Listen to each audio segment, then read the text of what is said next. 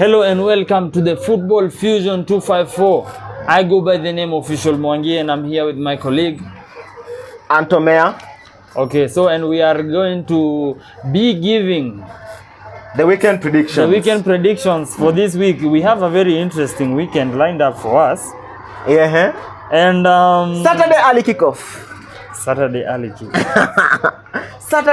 kickoff. Mama Esther United versus Southampton. Let me say this. Many Manchester United fans are very overconfident with their team. They are saying that the last time they faced Southampton, they beat them 9. That one is long time ago. Yeah, that one is very long time ago. And the last game they visited, I think it was a draw. Yeah. And let me remind them something. Your football is very bad. And you have just to accept, because it's true. You are not keeping the ball. Your midfielders are not winning, they are just losing the ball. Your defenders are just there. Your attackers, you have Rashford on the wing, he's just walking. The entire game is just walking. When he gets the ball, he runs straight at the defender. He looks like he's not even trying to do anything. It's not the Rashford we knew. And the old Mzee is still in the midfield. Yeah, and the old Mzee is still in the midfield. I heard somewhere somebody telling me that the football has already left Casemiro. So nowadays I heard the guy, they don't call him Casemiro. What do they call him? Do you know the name which they have given him? Tell me. Camasiro. Camasiro. They thought that getting Casemiro would make them win something important. Manchester mko chini. Let me just remind you again and again, mko chini. If you don't change your football, if you don't change your football, you will face trouble. Teams will trample you. Like no man's business. Because let me just tell you, if this is the football you are playing, every Big Six team, you have already lost. So, what is your prediction? Because it's a very early kickoff. So let me say this. Southampton, I have faith in Southampton. Let me just say 1-0 to Southampton. For me, I told very many Manchester fans, you are not going to beat Southampton. That one is a very good draw. A very early kickoff. And the curse of early kickoff. And they have never broken the curse. So for me, it's a 1-0 win to Southampton, because they are also trying to do something for themselves. And if they change the football that they are playing, if they come to play football, not to walk on the pitch, they will win. They can win. I'm not saying they will win. They can win. But for now, Southampton. The next game, Brighton versus Ipswich. Hey, but Brighton are going to. They are going to whoop. They are going to have Ipswich. A field day. Let me just correct score for me. 3-0. 3-0. For me, I will think that game Brighton will score. Ipswich will score. I think that game might end up 4-1.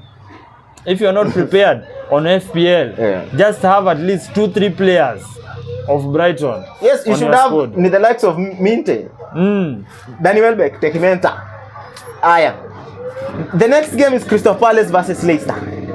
And that's a tough one. But let me say this. Last time we saw the league, Palace faced off against Chelsea. Palace showed some very good playing. They had some resilience. They made me very happy. Even though I'm a Chelsea fan and we drew, this is a game that we take. They brought trouble to you. They brought trouble. So like, Eze is doing something very nice at the club, and I know that they are going to win. Let me say a correct score for them, 2-0. 2-0 on the side of Palace. For me, I think that game will go 2-1 in favor of Crystal Palace. The next game, this one even they have decided to put it on in the jackpot. Fulham versus West Ham. That's why it's in the jackpot. That's an equally very tough game, because West Ham are really trying to build a squad for themselves. But Fulham are playing very well, even though they lost to Manchester United in the first game of the league. They are playing very good football. They are playing a very nice game. They are defending well. Their midfielders are doing a good job. Their attackers are also the attackers are also doing a very good job. So let me say this. That game is a draw of 2-2.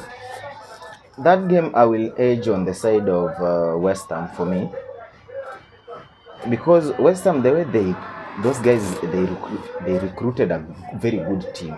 So that one will be a very narrow win of 1-0 in favor of West Ham. The next game, Liverpool versus Nottingham.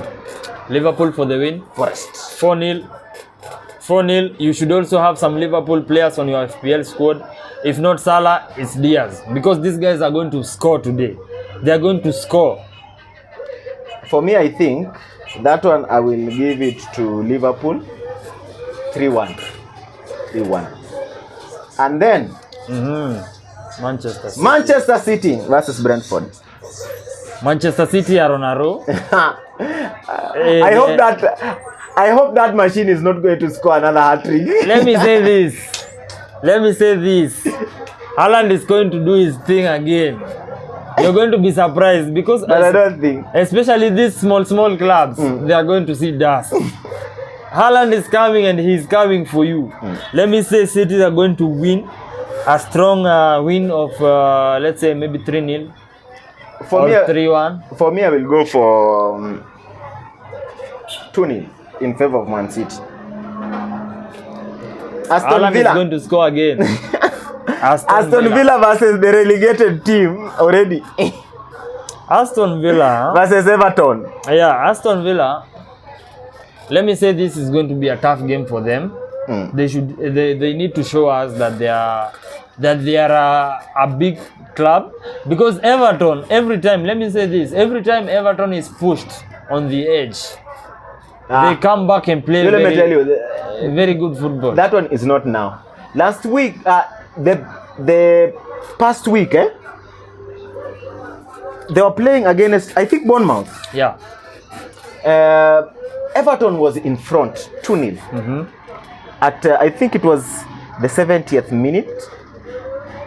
Do you know, Bournemouth came from behind and knocked them out. 3-2. I remember. And me, I said, I will stick to my saying. Everton this season, they are going relegation. They are going to be relegated. Trust me, they are going to be relegated. Who knows? That's why I will give Aston Villa 2-0. So let me say this.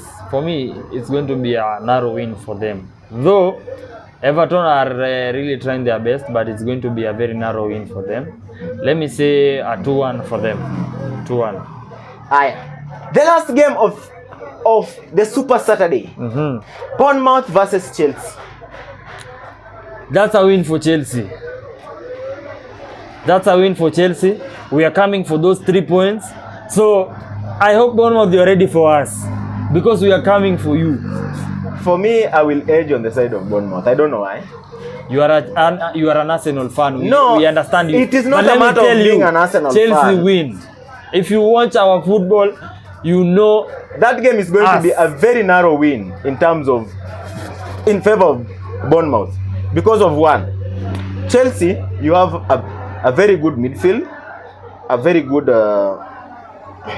back, but sometimes shaky, and then you create chances but you don't finish them. I know so that. If Bournemouth will finish their chances, because Bournemouth in terms of finishing, they are very good.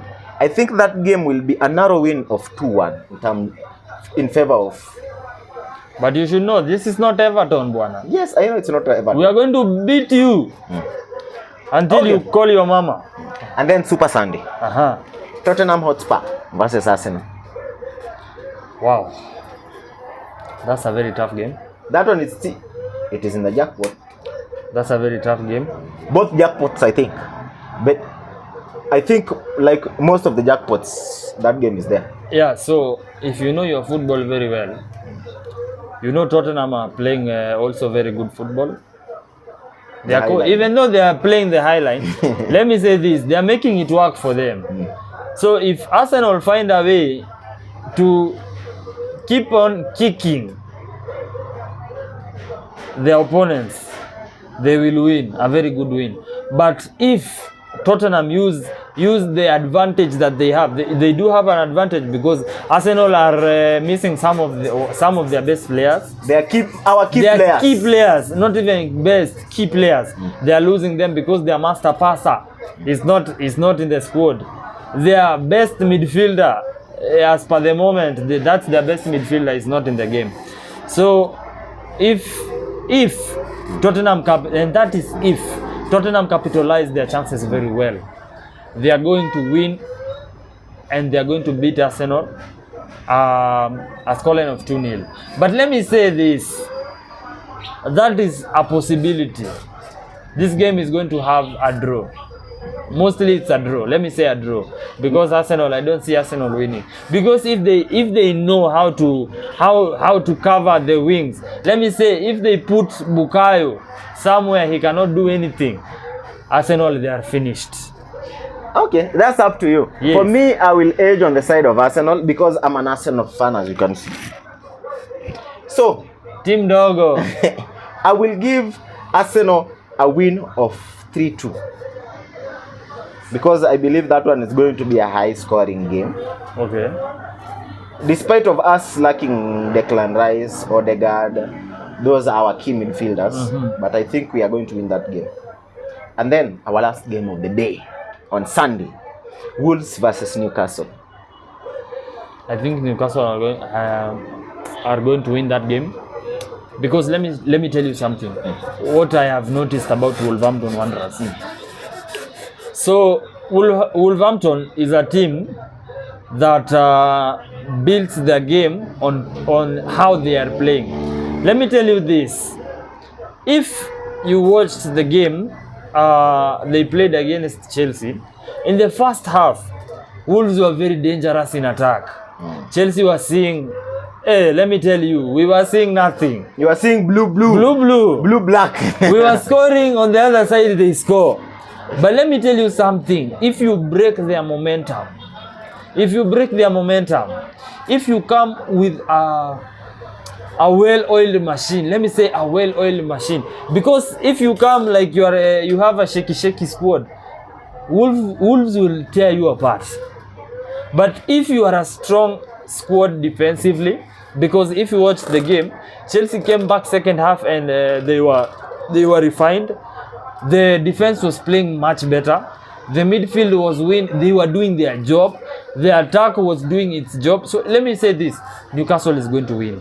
If they play the football that they are currently playing, Newcastle is going to win. Yeah. But if they come as shaky, Wolves will tear you apart. Yes. Okay, for me, I think that one I will give it to Newcastle. Despite of Newcastle having very many injuries, the problem with the Wolves is one: they sold their key players, but they never replaced them. How can you sell Neto and Kilman but not replace them? So that's what is going to haunt them this season. And I will edge on the side of Newcastle of a minimum margin of 2-1 that game. Okay. So that's our prediction of the week.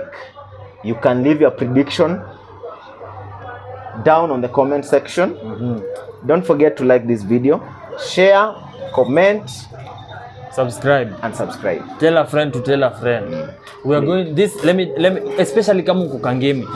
This is the first Kangemi football show.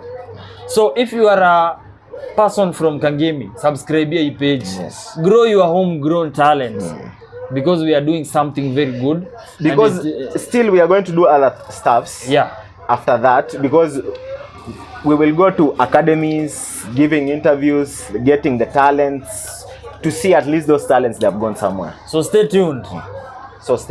Yeah. To Football Fusion.